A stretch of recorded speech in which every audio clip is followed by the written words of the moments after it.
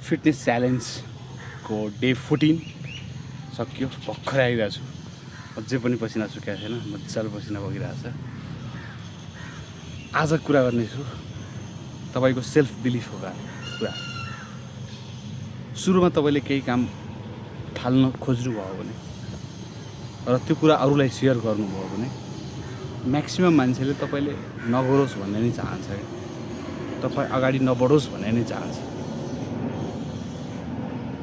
किनकि उनीहरू तपाईँसँग जेलस हुन्छ, तपाईँसँग इन्सेक्योर फिल गर्छ। मैले आफ्नो स्टोरी भन्छु। म जतिखेर +2 मा पढिरहेको थिएँ, +2 मा पढ्दाखेरि मलाई चाहिँ पढाउनै मन थियो क्या। क्लास अब 4, 5, 6, 7, 8 हुन्छ नि, अब स्कुल लेभललाई जे होस् 10 सम्म मजाले पढाउन सकिन्छ होइन। पढाउनै मन थियो र मैले खोजिरहेको थिएँ पढाउन नजिकै स्कुलमा। मसँग एकजना साथी थियो क्या। त्यो साथीले चाहिँ तिमीले पढाउन सक्दैनौ होइन, तिमी नगर तिम्रो त बेइज्जती हुन्छ यार भनेर मलाई चाहिँ मोरल नै डाउन गरिदियो क्या। त्यसपछि मैले प्रयास पनि गइनँ पनि क्या। त्यतिखेर मलाई थाहा थिएन, माइन्डसेटको कमाल मलाई थाहा थिएन र मान्छेको नेचर कस्तो हुन्छ भन्ने थाहा थिएन। अनि पछि मैले बुझ्दै जाँदाखेरि यो कुरा थाहा पाएँ क्या, इग्नोर गर्नुपर्ने रहेछ अरूलाई। एक त भन्नु नै हुँदैन रहेछ।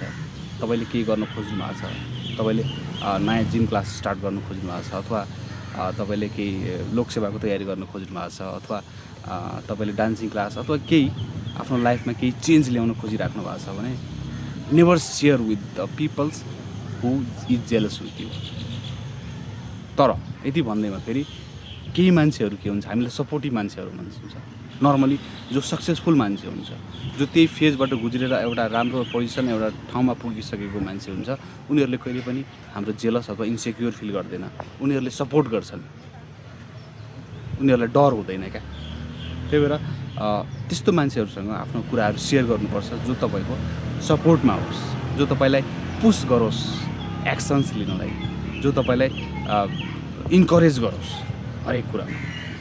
त्यस्तोसँग हाम्रो गोल अचिभ गर्ने बेलामा एटलिस्ट त्यो बेलामा सम्पर्कमा बस्नुपर्छ। र जसले तपाईँलाई जेलस गर्छ अथवा जसले तपाईँलाई डिमोटिभेट गर्छ त्यस्तो व्यक्तिसँग सकेसम्म सेयर गर्नु हुँदैन र सकेसम्म यस्तो कुराहरू बारे चाहिँ टाढा बस्नुपर्ने रहेछ भने चाहिँ मैले आफ्नो लाइफबाट लर्निङबाट एक्सपिरियन्सबाट सिकेँ।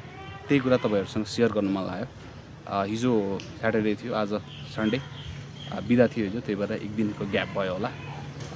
हस् त, तपाईँहरूको दिन शुभ रहोस् र यस्तै पसिना बगाउनुहोस्, आफ्नो लाइफमा बेटर गर्नुहोस्, अचिभमेन्टहरू धेरै गर्नुहोस्, धेरैभन्दा धेरै स्किल्सहरू सिक्नुहोस्, लाइफलाई ब्युटिफुल बनाउनुहोस्, धेरै पैसा कमाउनुहोस्, हेल्दी भन्नुहोस्। सबभन्दा राम्रो यही हो कि जिन्दगीको लक्ष्य यही हो, खुसी रहनुहोस्। Thank you so much.